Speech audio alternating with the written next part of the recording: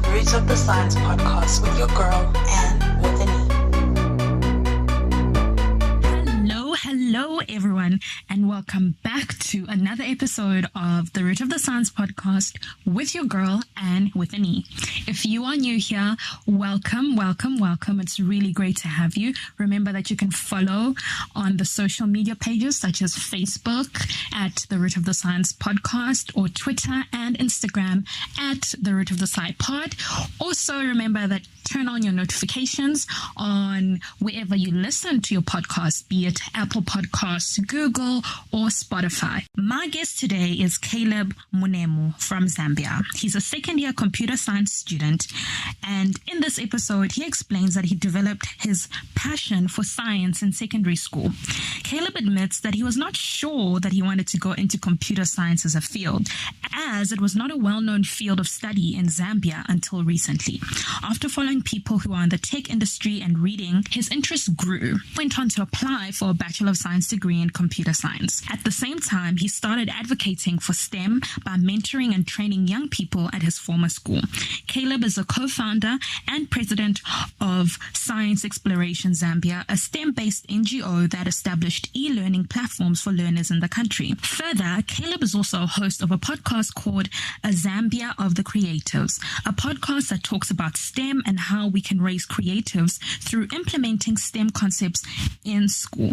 Tune in as we hear about this work, the root of his science, and of course, so much more. Let's go.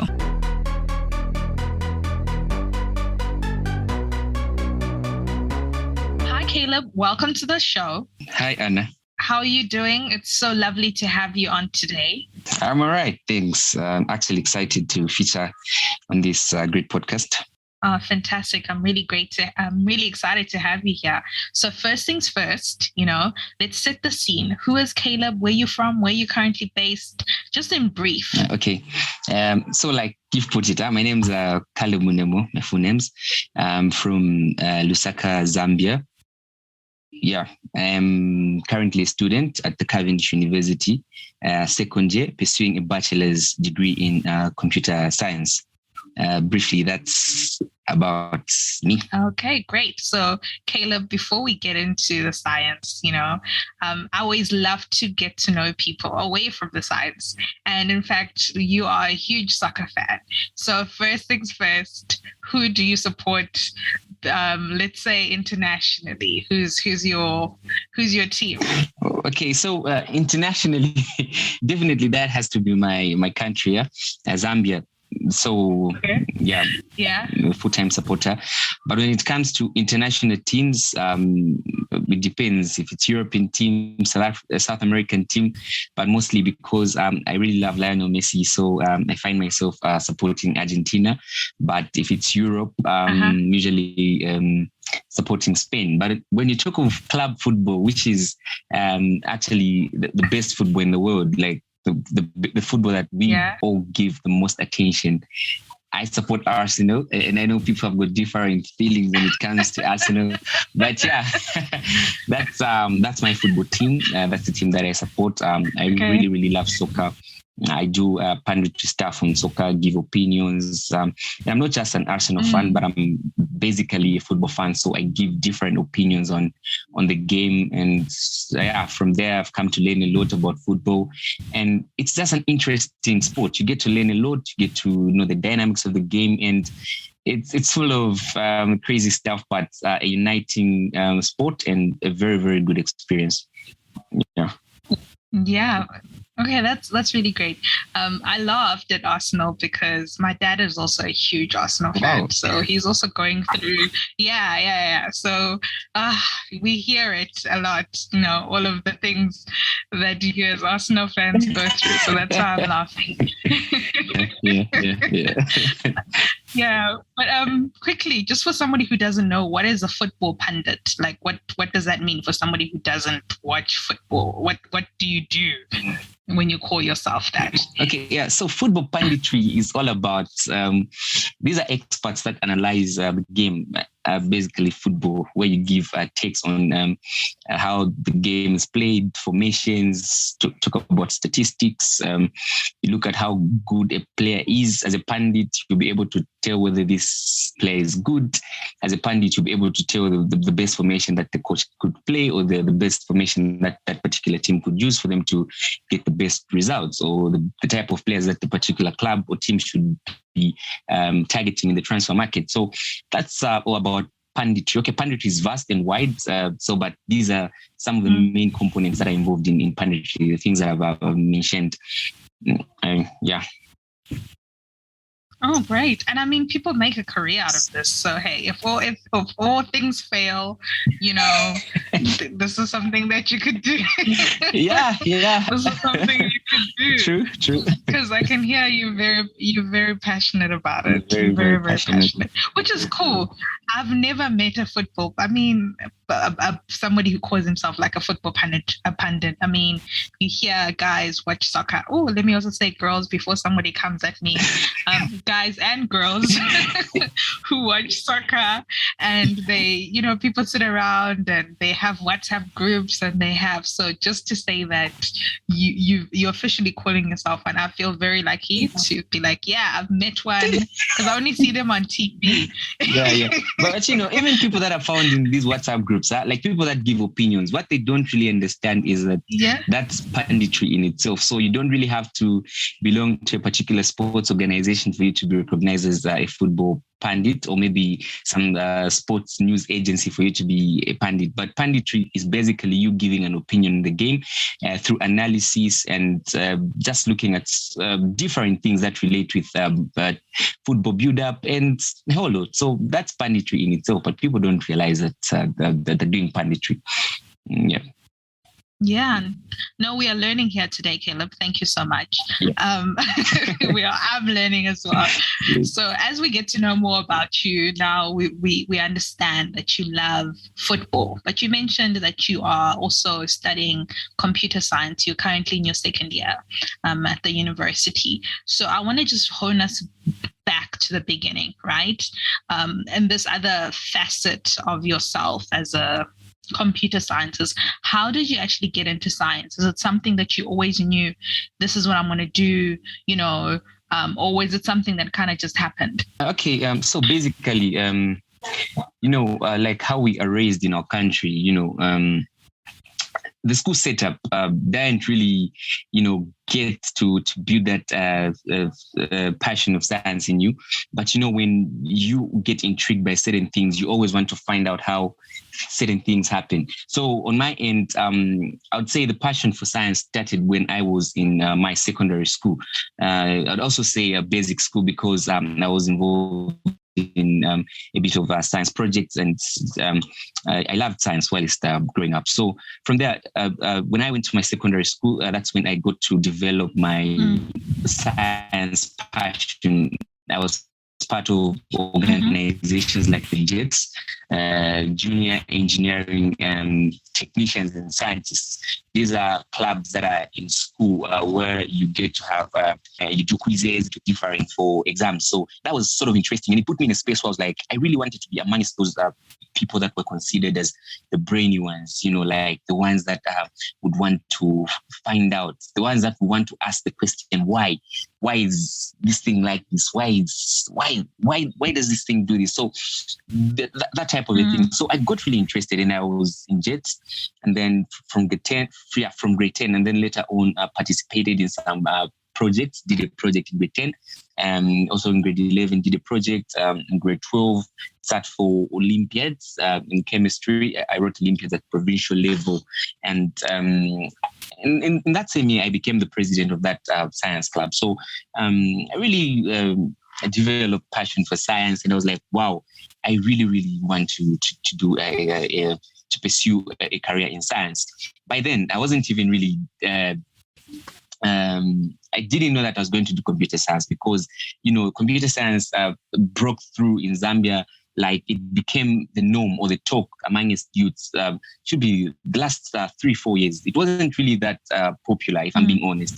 But yeah, so it became a popular course even amongst ourselves. So by then I was saying I'm going to be doing a course like applied chemistry or chemical engineering, because I really, really loved that subject, and I was someone that did very well. And so I really had ideas and helped a lot of people come up with projects in that field. So that's how the passion started. I started reading a lot, started following people like Elon Musk, Jeff Bezos, a lot of people that are in tech field, tech giants, Bill Gates. Started reading a lot, started learning about programming languages, reading about programming languages, started looking at schools like MIT, Yale. So you get to a lot of incredible stuff, especially it is sort of like the factory where you get the best engineers in the world today. So I'm seated there looking at that, and I'm like, okay, wow, that's great. And from there, I just decided to say, okay, I really want to be in this field called the tech field. I want to be part of the tech world.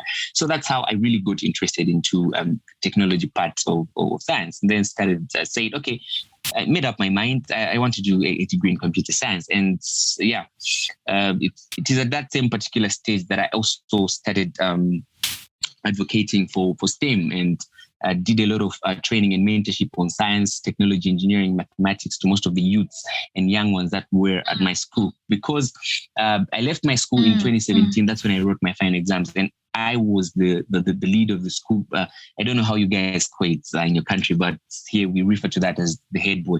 So I was the head boy of that school, and it was sort of an inspiration for most youths, because they would look up to me and say, wow, you're a leader and you're so passionate about jets, you do a whole lot. So even the time that I had written my exam, I was actually privileged to be called by the school to go do some training sessions with the guys again.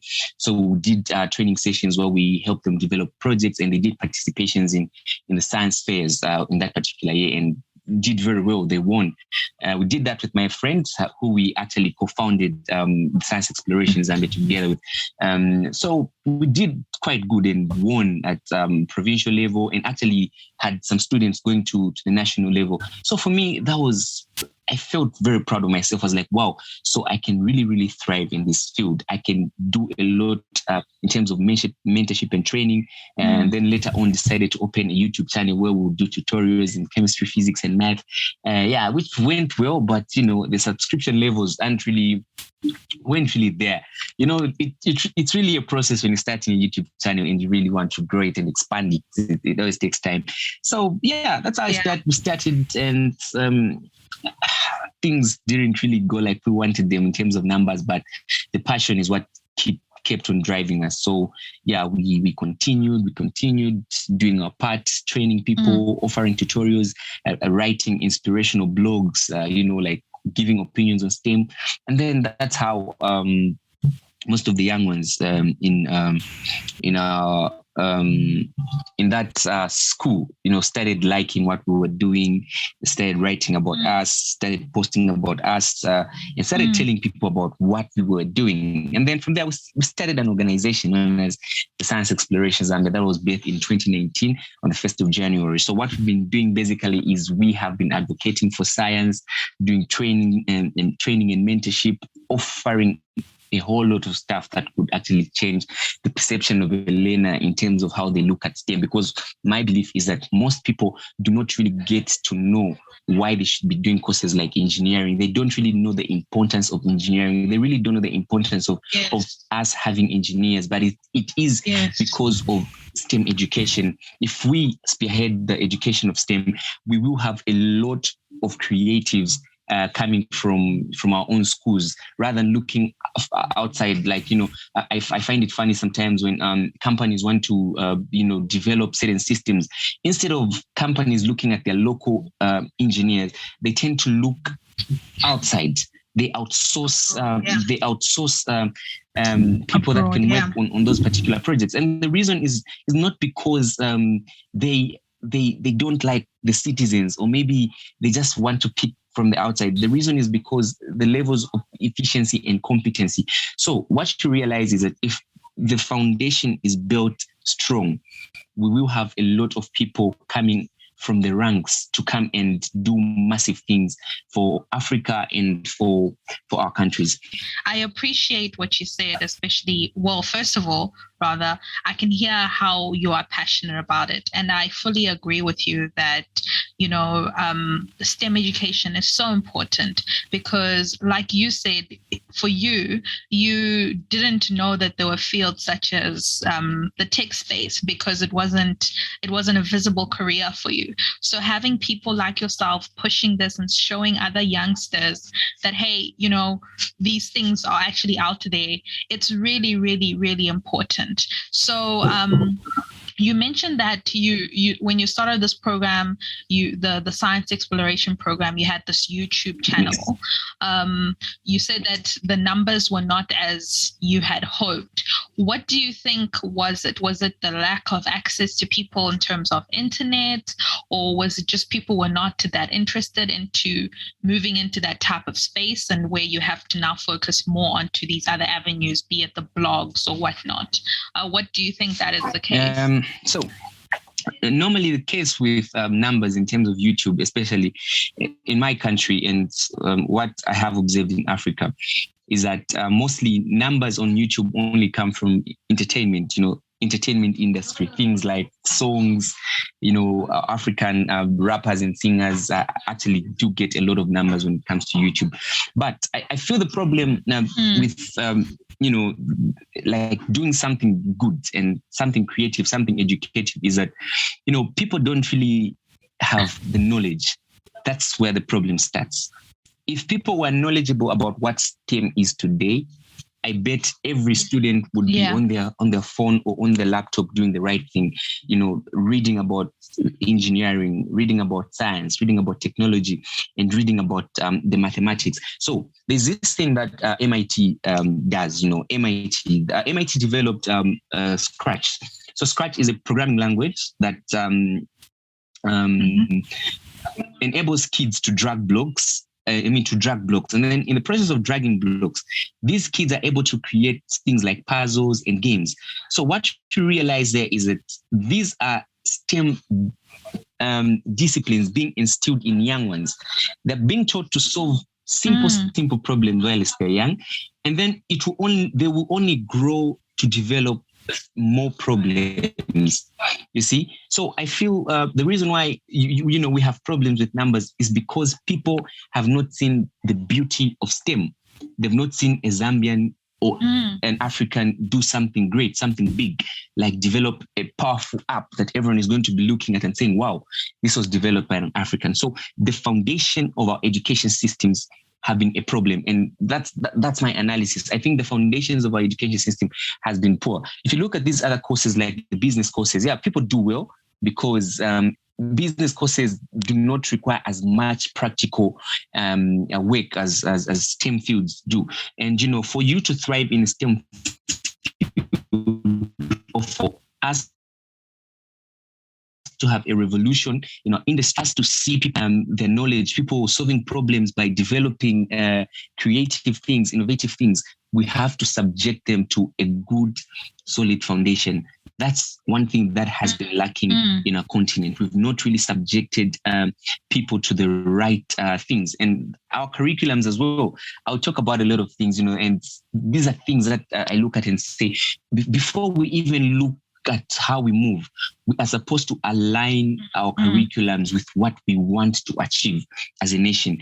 For how long are we going to continue outsourcing technology? We need to reach a point where we also do our own technology. We need to reach a point where we do incredible things on our own as well. We have the potential to do that. We have people that can do that. So, and also we have a lot of organizations, youths, and a lot of young ones that are doing incredible things, but they lack the proper funding. I'm going to give an example, and this is me showing bias.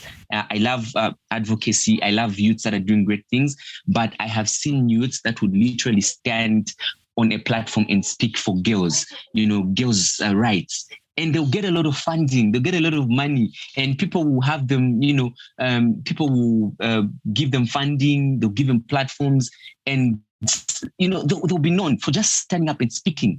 Imagine people like you and me and a whole lot of people that are speaking about STEM. And we are the ones that get the lesser attention. And for me, this is not really a complaint, but this is something that I look at and say, this is a mindset that we really need to change. People are willing to advocate for STEM and change the narrative, but they do not have the absolute support and backing that other people get for just talking about, things like feminism and a whole lot of things. This STEM advocacy and agenda, we would see a transformation, because a transformation in STEM is a transformation for Africa and the world at large, because today the world evolves around science and technology. Technology. No, I agree with you. And I also believe at the same time that these things take time. So the work, like you said, the work that you're doing, the work that I'm doing, the work of all the other people who are pushing the agenda of science and in these various different spaces, that's why it's so important. That's why we cannot stop, because little by little, somebody is noticing, somebody is seeing. I mean, of course, until we have our own African Jeff Bezos or Elon Musk or our own billionaire, that's when, of course, the attention will be here. But, there are Africans who are solving African problems, who are doing the work. It's just, like you said, it's a pity. I think sort of it goes back down to sort of marketing. I don't know if you would agree with that, in terms of how scientists because I also firmly believe that sometimes science gets marketed in a very boring, very, oh my word, it's only for smart people, and scientists do science for scientists, and when at the center of it, it's meant to be science for the people. So I think I don't know, maybe rather let me ask, so do you think maybe we just need to market the science better, and then we can get more people to be interested, and the funding and all of that? Do you think then that would come from the governments as well? Yeah, I think the marketing, to be honest, the marketing, I feel science in itself has marketed itself well, because today, if you look at the internet, like what you and me are doing right now is actually as a result of technology and science. 10 years ago, maybe 15 years ago, this wasn't going to be possible. You and me recording that's going to be heard by almost if you say the marketing part. I think it's done that for itself. But now the problem would be on my end to say, we have not really trusted people with the ideas, especially in our countries, globally, especially for people in the West. This is actually a norm for them. They're actually doing very well. But I think for us in countries especially for us in Africa, we've not really embraced science like we should be doing. We've believed in the process of outsourcing technology, and we're just comfortable with the fact that, okay, we'll be able to get technology from the outside. We will be able to maybe hire these particular engineers for them to do this project for us. But what we need is Africa where our engineers will be able to do a whole lot. Our tech guys will be able to do a whole lot. So I feel we can do a lot. And on the marketing part, just like I've put it, science has already marketed itself very well. But I think the issue is with us trusting ourselves. We've not really trusted ourselves. We've not really created a platform for our young ones to thrive, young ones with ideas. A lot of Africans, especially young Africans, have got brilliant ideas that can bring about a massive revolution and transformation in this continent. But we've not really entrusted them with what we should be calling proper support system. We need to support our youths. We need to give them the funding that they need. Yeah. Let them fail on their own. Don't just assume things and say, no, they will fail, because why not get from America? Or maybe why not get from China? Something that's already built. Why should you try people and experiment? But, you have to try and experiment on your own sometimes, because if we are not going to try, then we will never be Africa that we want to see. The Africa that we believe we are, because we say Africa is great. Africa has got the best. But when are we going to start unveiling what we call the best? We'll only unveil what we call the best if we trust them with if we give them the confidence, if we, pitch, we pitch them, we connect them to people that can support their ideas. Some of these ideas, it's so surprising that some of these ideas come from Africa. And this is not about, talking more about Africa, but this is something that's a reality today. So we need to believe in our young ones. We need to believe in ourselves and say, we also can reach those heights. We can produce like America. We can produce like China. We can do, we can also develop our own programming languages. We can also develop systems and apps that can bring about a revolution in our country. The healthcare system, those healthcare systems need a proper application system that will reduce the stress, having to call maybe an ambulance, having to do this, having to do that.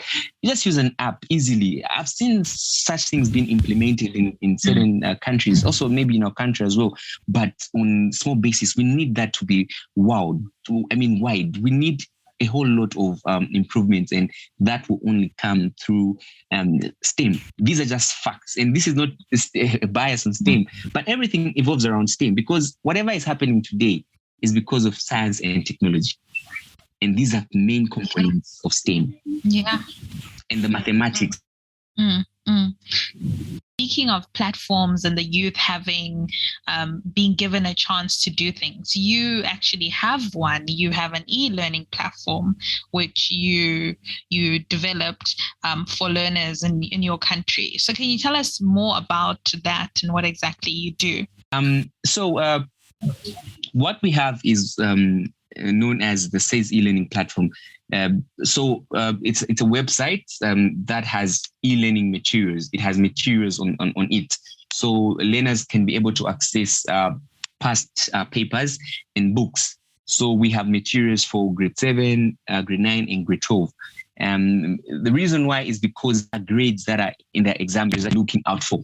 So we also have grade 7, 8, 9, 10, 11, and 12. So this is a platform that enables STEM learners to source materials that will enable them to thrive in their careers. Especially, these are materials that will give them a passion as well to pursue careers in STEM. Because, you find the best physics books, you find the best chemistry books, the best mathematics books, and the best biology book.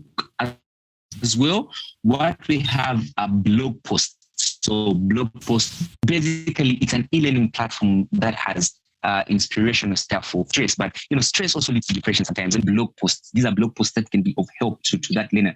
It's okay to be stressed, but listen, this is how I worked it out when I was in school. So we get to explain all that, and then there is what we call SAYS podcast. So we have what we call the Science Advancements and the High School Hub. So on the High School Hub, this is just a podcast that is hosted by one of our female members, where we just get to talk about the high school life, the high school experience, and how you can just become a hard worker at school, how you can do massively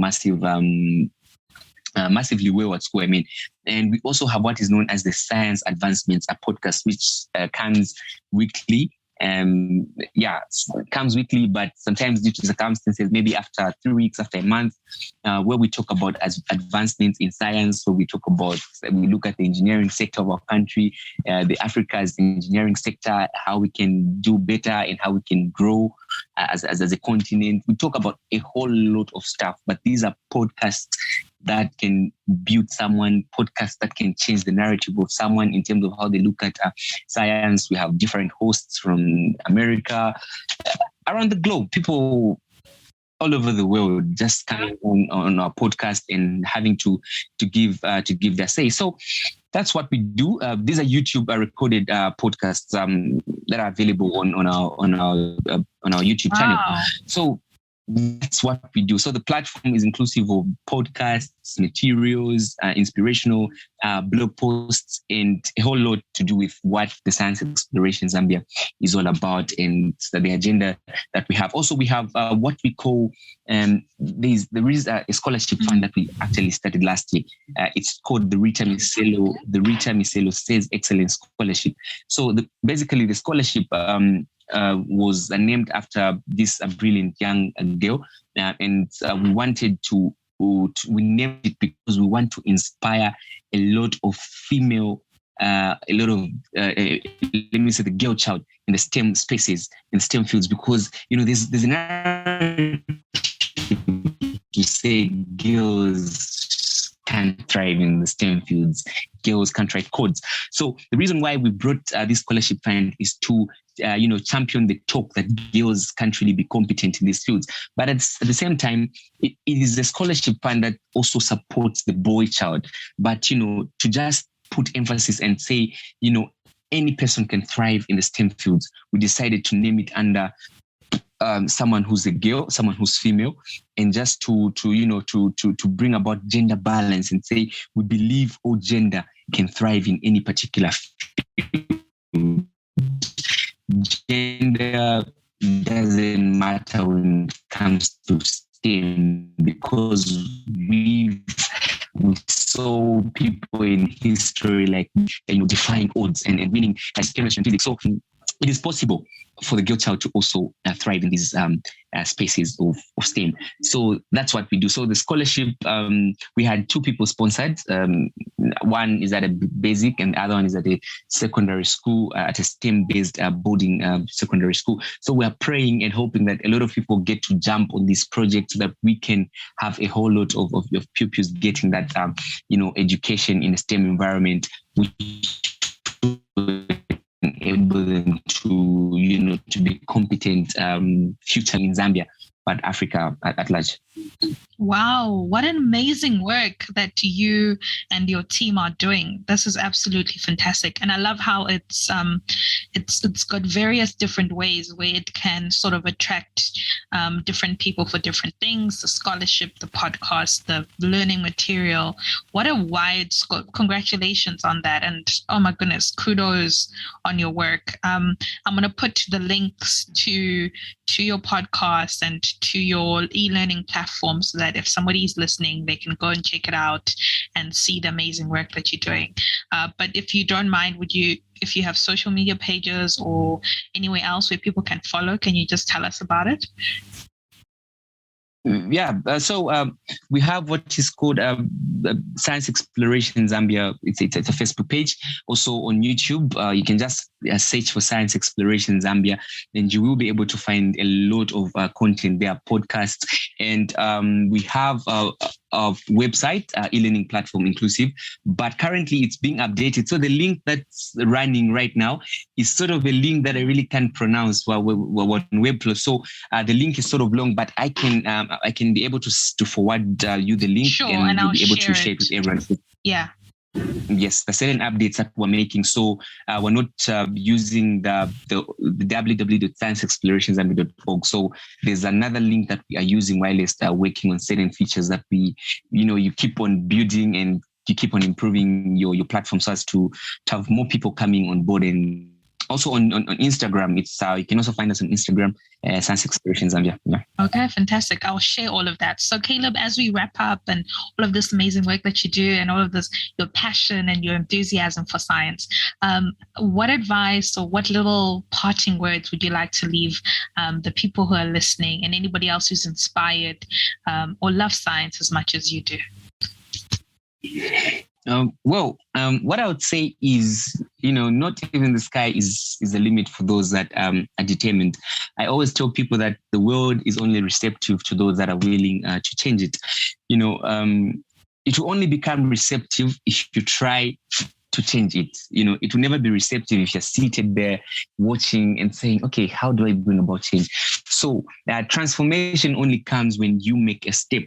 And one of the ways of making a step is believing in yourself. Because if you look at what we are doing at SAYS, you think and say, wow, maybe these guys are funded, maybe these guys have a whole lot of money. But sometimes when you are passionate, sometimes money doesn't even matter. And I have seen that before because, we've worked we've worked out certain things, and I've just looked at myself and I'm like, wow, how have we done this? But we don't really have the finances to do this. So sometimes it's a passion that drives you. It's a passion that keeps you moving. Even while you're doing your degree, your college degree, maybe in engineering, and you're not subjected to that practical environment that you would want, just keep believing, keep learning, keep doing a lot of research, and a lot of things will just unfold, and you will be shocked to say, how am I able to do what I am doing? Read a lot, do a lot of research. I would advise that you follow people like, Elon Musk. Personally, is a guy that really inspires me. And I just look at him and say,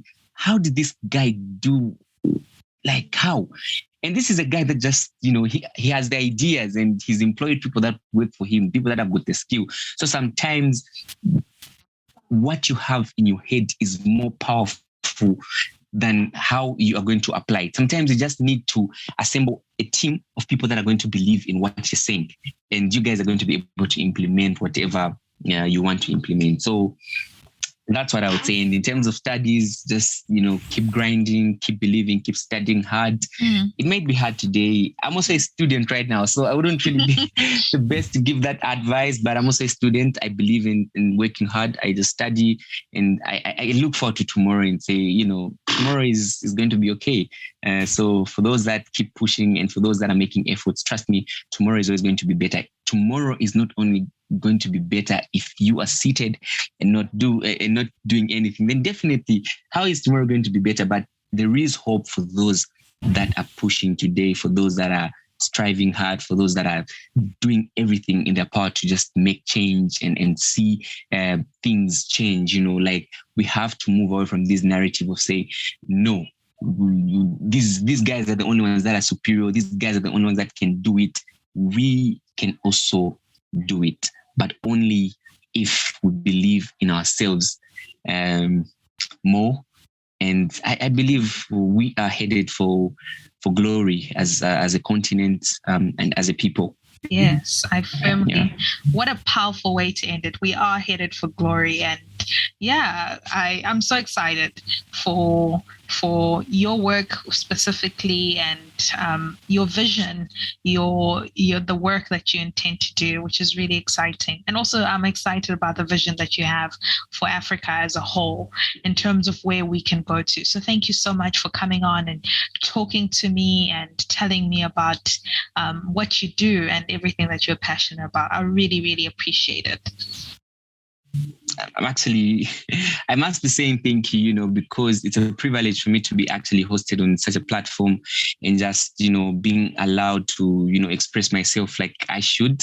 I'm really, really grateful, and hopefully I look forward to, doing more work with you, because I really love what you're doing as well. Yeah, definitely. Love your energy, Caleb, and show. And even for me, I have a very big vision for this podcast. So one day when we get to that international stage, you'll come back on and we'll continue catching up starting from the bottom.